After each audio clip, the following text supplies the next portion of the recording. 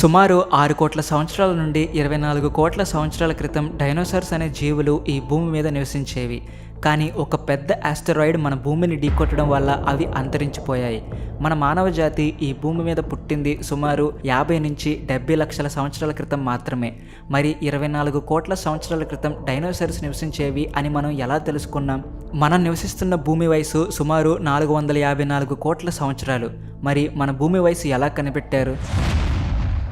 చంద్రుని వయసు ఎలా కనిపెట్టారు? మనం నివసిస్తున్న భూమి, చూస్తున్న చంద్రుడు ఎలా పుట్టాయి? మన సోలార్ సిస్టమ్ ఎలా ఫామ్ అయింది? బిగ్ బ్యాంగ్ నుంచి మన విశ్వం పుట్టింది అని తెలుసు. బిగ్ బ్యాంగ్ సరిగ్గా 13.7 బిలియన్ సంవత్సరాల క్రితం జరిగింది అని ఎలా కనిపెట్టారు? ఈ క్వశ్చన్స్ అన్నిటికీ ఆన్సర్స్ ఈ వీడియోలో డీకోడ్ చేద్దాం. Come let's find out.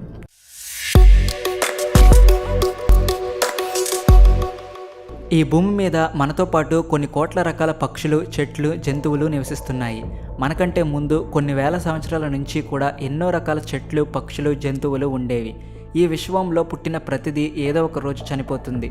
చనిపోయాక అవి భూమిలో కలిసిపోతాయి. కానీ వాటి జీవం యొక్క ఆనవాళ్ళు బోన్స్లో కానీ, స్కెల్టన్లో కానీ, లేదా అవి కలిసిపోయిన రాళ్లలో కానీ, లేదా జుట్టులో కానీ ఉంటాయి. వీటిని బయోసిగ్నేచర్స్ అంటారు. వీటి ద్వారా ఆ జీవులు ఈ భూమి మీద ఎన్ని సంవత్సరాల క్రితం బ్రతికుండేవి అనేది కనుక్కుంటారు. అది ఎలా అంటే కార్బన్ డేటింగ్ ద్వారా. కార్బన్ అనేది ఒక ఎలిమెంట్. ఇందులో 6 ఎలక్ట్రాన్స్, 6 ప్రోటాన్స్ అండ్ 6 న్యూట్రాన్స్ ఉంటాయి. ఈ భూమి మీద పుట్టిన ప్రతి జీవిలో ఈ కార్బన్ ఎలిమెంట్ అనేది ఉంటుంది. జీవం ఏర్పడడానికి కూడా ముఖ్య కారణం ఈ కార్బన్ అనే ఎలిమెంట్. ఈ కార్బన్ ఆటంలో 6 ఎలక్ట్రాన్స్ అండ్ 6 న్యూట్రాన్స్ ఉంటాయి కాబట్టి దీని అటామిక్ మాస్ C12. కానీ కార్బన్ ఆటంకి కొన్ని ఐసోటోప్స్ కూడా ఉంటాయి. ఐసోటోప్స్ అంటే సేమ్ ఎలిమెంట్ 2 లేదా అంతకన్నా ఎక్కువ విధాలుగా ఈ నేచర్లో ఉంటే వాటిని ఐసోటోప్స్ అంటారు. సపోజ్ కార్బన్ ఎలిమెంట్ని తీసుకుంటే ఈ కార్బన్కి 3 ఐసోటోప్స్ ఉంటాయి. C12, C13 and C14. C14లో 6 protons and 6 neutrons ఉంటాయి. 6 + 6 = 12. C13లో 6 ప్రోటాన్స్ అండ్ 7 న్యూట్రాన్స్ ఉంటాయి. 6 + 7 = 13. C14లో 6 ప్రోటాన్స్ అండ్ 8 న్యూట్రాన్స్ ఉంటాయి. 6 + 8 = 14. ఇలా నేచర్లో ఈ కార్బన్ ఐసోటోప్స్ ఉంటాయి. C12 అండ్ C13 నేచర్లో స్టేబుల్గా ఉంటాయి. కానీ C14 మాత్రం స్టేబుల్గా ఉండదు. ఈ C14 ఎలా ఫామ్ అవుతుంది అంటే మన భూమి అట్మాస్ఫియర్లో 78% నైట్రోజన్ ఉంటుంది. ఈ నైట్రోజన్లో 7 ప్రోటాన్స్, 7 ఎలక్ట్రాన్స్ అండ్ 7 న్యూట్రాన్స్ ఉంటాయి. ఈ నైట్రోజన్ ఎర్త్ అట్మాస్ఫియర్లో ఉంటుంది కాబట్టి సూర్యుడి నుంచి వచ్చే సన్ రేస్ కొన్ని నైట్రోజన్ ఆటమ్స్కి తగులుతుంది. అలా తగిలినప్పుడు నైట్రోజన్లో ఉన్న 7 ప్రోటాన్స్లో 1 ప్రోటాన్ తొలగిపోతుంది. At the same time extra neutron add అవుతుంది. ఇప్పుడు దీనిలో 6 ప్రోటాన్స్ అండ్ 8 న్యూట్రాన్స్ ఉన్నాయి.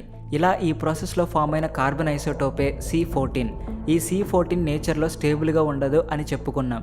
దాని అర్థం ఏంటి అంటే నైట్రోజన్ నుంచి ఫామ్ అయిన ఈ కార్బన్ 14 మళ్ళీ నైట్రోజన్లోకి మారిపోతుంది. ఇలా మారిపోవడాన్ని కార్బన్ డికే అంటారు. ఈ C14 అనేది న్యాచురల్గా అట్మాస్ఫియర్లో ఫామ్ అవుతుంది. ఈ అట్మాస్ఫియర్లోని కార్బన్ డైఆక్సైడ్ని పీల్చుకొని చెట్లు బతుకుతాయి. ఈ చెట్లుని జంతువులు తిని బతుకుతాయి. చెట్లుని, జంతువుల్ని మనం తింటున్నాం. ఇలా ఈ కార్బన్ 14 చెట్లు, జంతువులు, మనుషులు ఈ భూమి మీద పుట్టిన ప్రతి జీవిలో కూడా ఉంటుంది. ఈ కార్బన్ 14కి ఒక స్పెషల్ క్యారెక్టర్ కూడా ఉంది. అదేంటి అంటే హాఫ్ లైఫ్. సూర్యుడి నుంచి వచ్చే సన్ రేస్ నైట్రోజన్ని ఢీకొట్టి కార్బన్ 14గా మారుతుంది.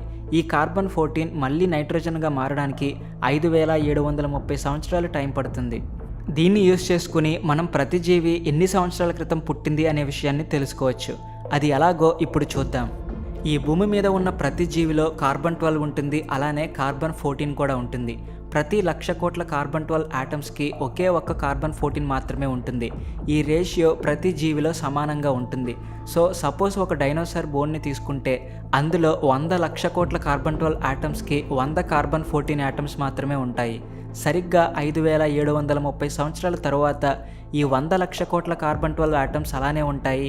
కానీ 100 కార్బన్ 14 ఆటమ్స్లో 50 కార్బన్ 14 ఆటమ్స్ మాత్రం నైట్రోజన్గా మారిపోయి గాలిలో కలిసిపోతాయి. దీనినే హాఫ్ లైఫ్ అంటారు. మళ్ళీ ఇంకొక 5730 సంవత్సరాల తర్వాత మిగిలిన 50 కార్బన్ 14 ఆటమ్స్లో 25 కార్బన్ 14 ఆటమ్స్ మాత్రమే మిగులుతాయి. ఇలా ఈ ప్రాసెస్ కంటిన్యూ అవుతుంది. కార్బన్ 12 ఆటమ్స్ మాత్రం కాన్స్టెంట్గా ఉంటాయి. కార్బన్ 14 ఆటమ్స్ మాత్రం ప్రతి 5730 సంవత్సరాలకు ఒకసారి సగం అవుతుంది. ఈ కార్బన్-12 అండ్ కార్బన్-14 రేషియోస్ ద్వారా ఒక జీవి ఎన్ని సంవత్సరాల క్రితం పుట్టింది అనేది కనిపెడతారు. ఇన్క్రెడిబుల్ కదా.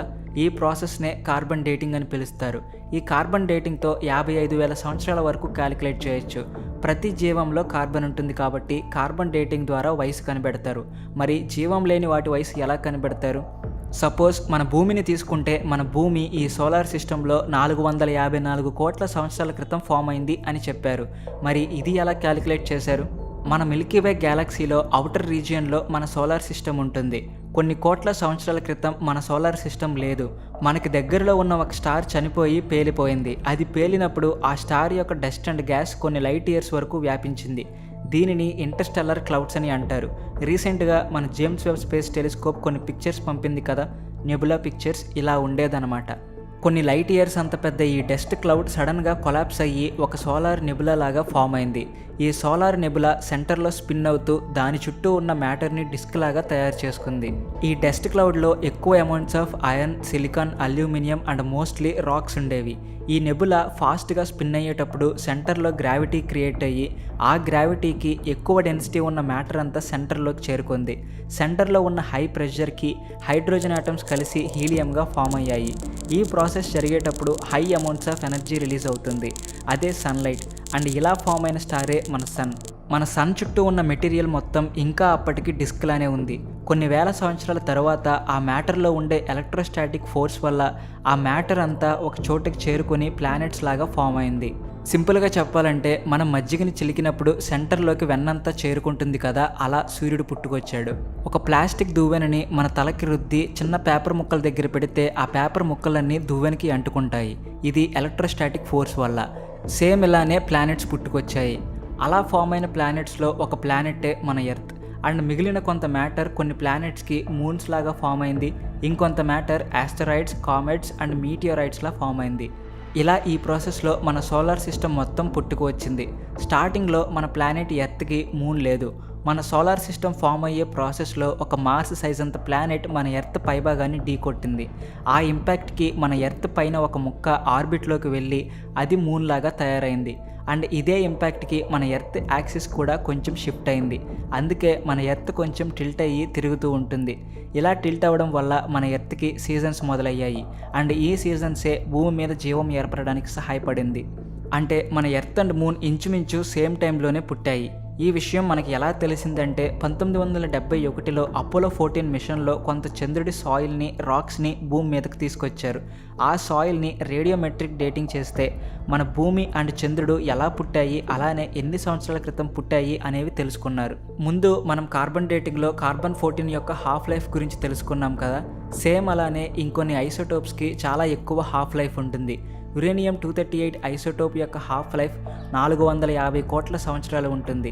అంటే 450 కోట్ల సంవత్సరాల తర్వాత యురేనియం-238 lead-206గా మారిపోతుంది. స్టేబుల్ యురేనియం-238 అండ్ అన్స్టేబుల్ యురేనియం-238 ఐసోటోప్ యొక్క రేషియోస్ని బేస్ చేసుకుని ఆ రాక్స్ అనేవి ఎన్ని సంవత్సరాల క్రితం పుట్టాయి అనేవి కనిపెడతారు. మరి మన భూమి వయసు కనిపెట్టడానికి మన భూమి మీద ఉన్న రాక్స్ని రేడియోమెట్రిక్ డేటింగ్ చేస్తే తెలిసిపోతుంది కదా అని అనుకోవచ్చు. కాకపోతే ప్రాబ్లం ఏంటి అంటే టాక్టోనిక్ ప్లేట్స్ కదలడం వల్ల పాత రాక్స్ ఎర్త్ కోర్లోకి వెళ్ళిపోయాయి. అండ్ వోల్కానిక్ లావా వల్ల కొత్త రాక్స్ పుట్టుకు వచ్చాయి. అందుకే మన చంద్రుడి మీద ఉన్న రాక్స్ అండ్ సాయిల్ తెచ్చి వాటిని రేడియోమెట్రిక్ డేటింగ్ చేసి మన భూమి, చంద్రుడి వయసు, అలానే అవి ఎలా పుట్టాయో తెలుసుకున్నారు. డైనోసార్స్, మమ్మీస్ అండ్ మన పూర్వీకులు ఎన్ని సంవత్సరాల క్రితం పుట్టారో తెలుసుకున్నాం. మన భూమి, చంద్రుడు ఎన్ని సంవత్సరాల క్రితం పుట్టాయో తెలుసుకున్నాం.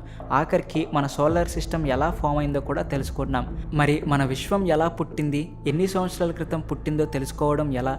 మన విశ్వం సుమారు 13.7 బిలియన్ సంవత్సరాల క్రితం పుట్టింది. మరి ఇది ఎలా కనిపెట్టారు? దీని మీద ఆల్రెడీ ఒక వీడియో స్పెషల్గా చేశాను. ఒక FM ఛానల్ ద్వారా మన విశ్వం ఎలా పుట్టింది అనేది కనిపెట్టారు. నిజంగా చాలా ఇంట్రెస్టింగ్గా ఉంటుంది. డిస్క్రిప్షన్లో లింక్ ఇచ్చాను, అలానే కామెంట్స్లో పిన్ చేస్తాను, చూడండి. హోప్ వీడియో చాలా ఇంట్రెస్టింగ్గా ఉంది అని ఎక్స్పెక్ట్ చేస్తున్నా. అలానే చాలా మైండ్ బ్లోయింగ్ విషయాలు తెలుసుకున్నారు అని అనుకుంటున్నా. వీడియో ఇంట్రెస్టింగ్గా ఉంటే కమెంట్ చేయండి. అలానే లైక్ చేసి, షేర్ చేసి కొంచెం సపోర్ట్ ఇవ్వండి. Thanks for watching.